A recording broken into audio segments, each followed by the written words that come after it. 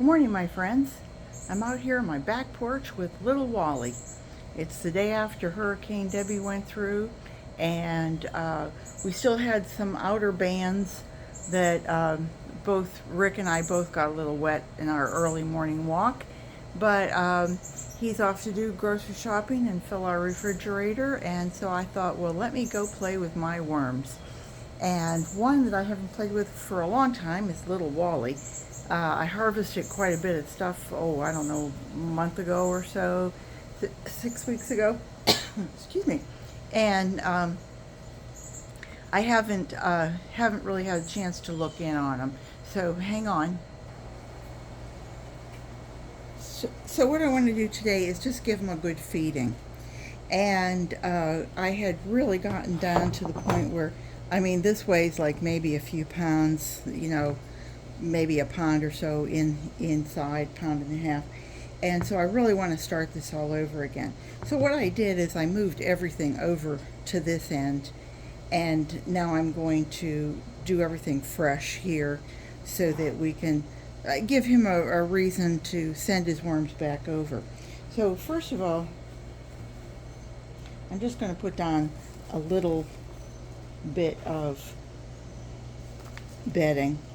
And my bedding of choice is either shredded paper or shredded cardboard. And what I normally do is I will try to mix it so that it doesn't get as clumpy. And I have lots of frozen goodies. As you can see, I'm playing here.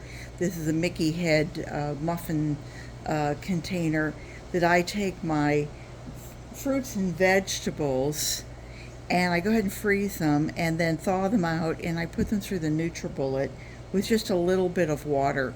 And so, just to make heads, it's fun. And so this is going to be my liquid.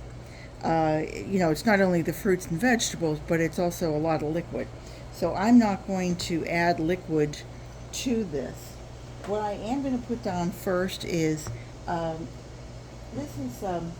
it was Dr. Scholl's, the socks, and so they came. The socks came in this wrapped over it, and it's a heavy cardboard. And I thought, I'll just put that down and see how long it takes the worms to get to it and through it. And to that, we're going to add nice bananas that have been frozen. If you freeze it, it keeps the bugs down. This is just my experience, is that it keeps the, if there were any bug eggs of any sort on it, they will be frozen, hopefully, and not infest your strawberry tops, not infest your worm bin.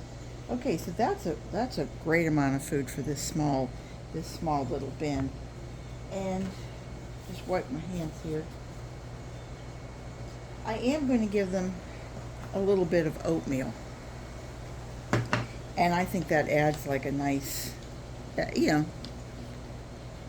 chubby. I don't want it'll chub them up. It'll fatten them up a little bit. And it's amazing how the worms just come over to this and they go, ooh, yum, ooh, oatmeal, And I have a little bit of dehydrated fruit and veg powder that I'm just going to throw that on too. And then our old faithful, let me just say that was fruit and veg powder.